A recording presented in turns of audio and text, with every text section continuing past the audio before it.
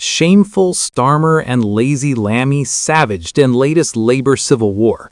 When a Labour MP with 15 years of loyalty stands up and says he's ashamed of Keir Starmer and calls the Justice Secretary lazy, you know we're not talking about minor policy disagreements over parking regulations.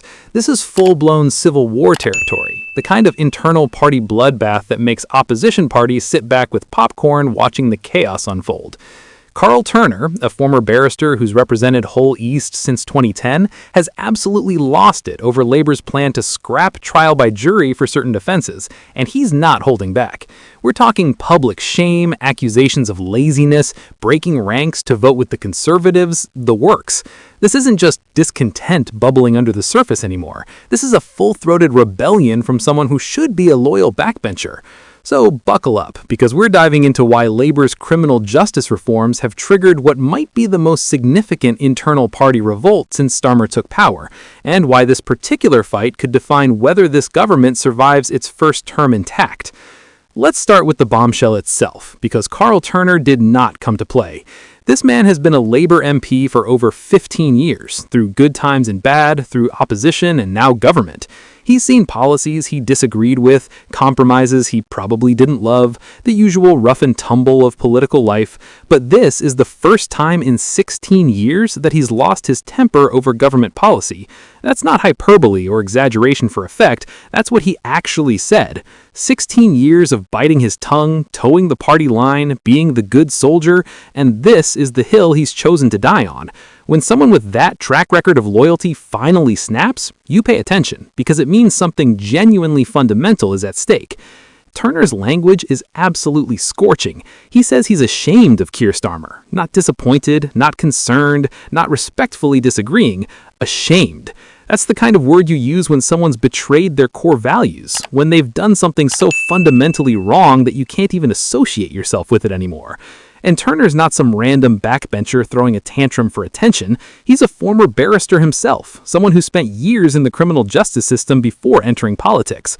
When he talks about trial by jury being an ancient right worth defending, he's speaking from professional experience, not abstract principle. He knows exactly what he's talking about, which makes his opposition infinitely more credible than if it was just political posturing. Then he goes for David Lammy, calling the Justice Secretary lazy. Lazy. In politics, that's fighting talk. You can call someone misguided, inexperienced, ideologically wrong, all sorts of things. But lazy implies they're not even trying, that they're taking shortcuts because they can't be bothered to do the hard work. Turner's essentially saying Lammy looked at an incredibly complex problem with the criminal justice system, decided actually fixing it would be too difficult, and went for the easy option of just scrapping jury trials instead. It's a devastating accusation, because if it's true, it means the Justice Secretary is fundamentally failing at his job. And if it's not true, it still plants that seed of doubt in everyone's mind. Now let's talk about what's actually sparked this nuclear-level fallout. The Crown Courts in England and Wales have a backlog of about 80,000 cases.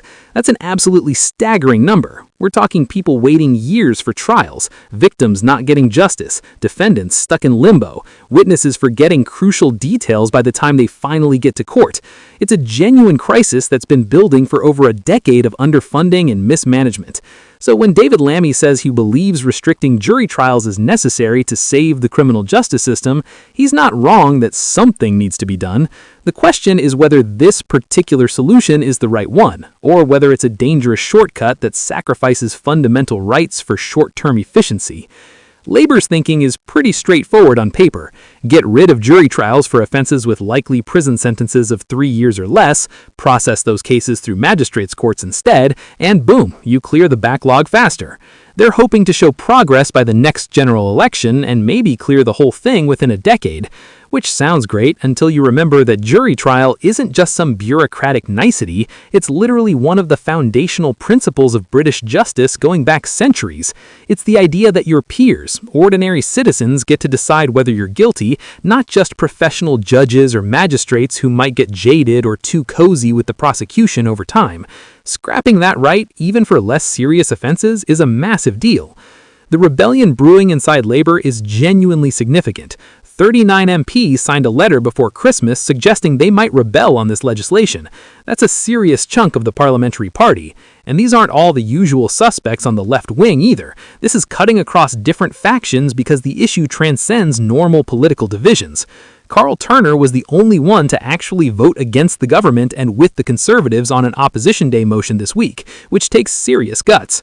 Opposition Day motions usually don't carry legal weight, but voting with the other side is still crossing a massive line.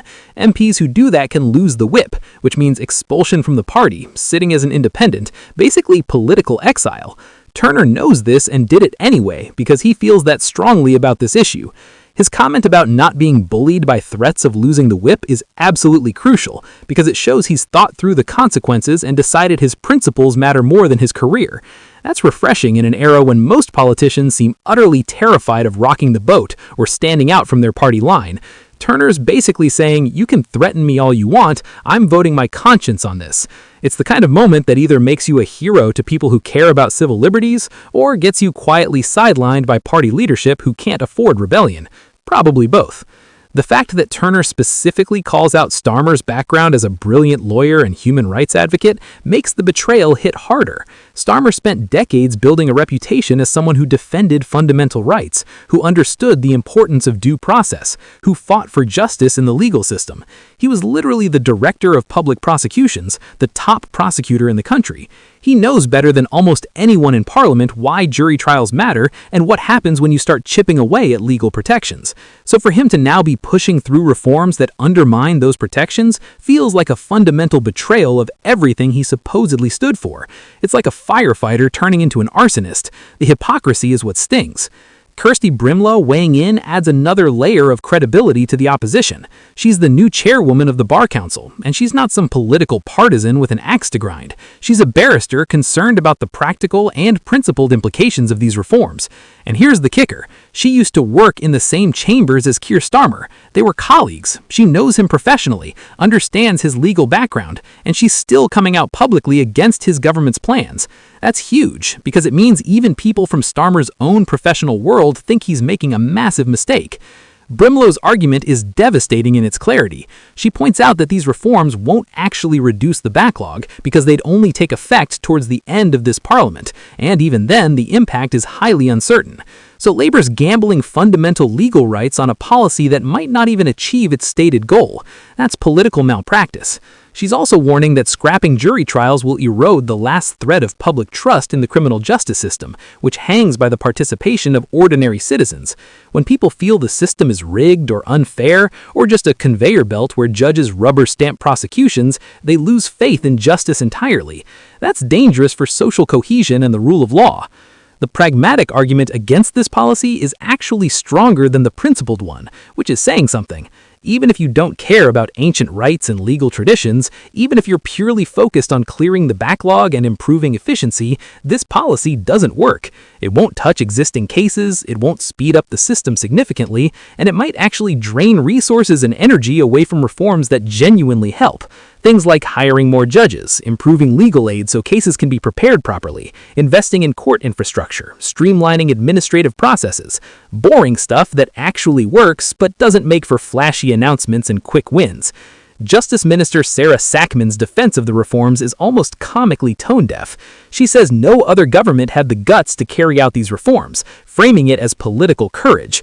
But sometimes policies aren't implemented because they're bad ideas, not because previous governments lacked backbone. Calling something brave doesn't make it right. She also claims the government believes these changes are necessary even if there was no backlog, which is absolutely wild. So you're admitting this isn't actually about fixing the crisis, it's about fundamentally changing how criminal justice works in this country, and you're just using the backlog as political cover. That's either remarkably honest or catastrophically stupid, possibly both. The fact that the government hasn't even brought forward legislation yet is fascinating, because it means this whole fight is still theoretical. Labour's testing the waters, seeing how much opposition emerges, trying to figure out if they can actually get this through Parliament or if they need to water it down. The The rebellion from people like Karl Turner is exactly the kind of pressure that might force a climb down or significant amendments. But if Labour's learned anything from its first 6 months in power, it's that U-turning after fierce opposition makes you look weak and unprincipled, so they're caught between pushing ahead with unpopular reforms or backing down and looking like they can't govern. Turner's electoral situation adds another interesting dimension. He won his seat with just under 44% of the vote, with Reform UK breathing down his neck at just over 30%. His majority is under 4,000. That's genuinely vulnerable territory, especially if Reform decides to really target Hull East next time around. So Turner's got every political incentive to keep his head down, support the government, not make waves that might cost him his seat. The fact that he's rebelling anyway suggests either remarkable principle or calculation that his constituents will respect him more for standing up on this issue than for towing the party line. Probably a bit of both. What's particularly brutal for Labour is that this rebellion exposes the fundamental tension at the heart of Starmer's political project. He positioned himself as the sensible moderate who would restore competence and integrity after conservative chaos. But when you're implementing policies that even your own former professional colleagues think are dangerous shortcuts, when your own backbenchers with decades of loyalty are publicly ashamed of you, that narrative collapses. You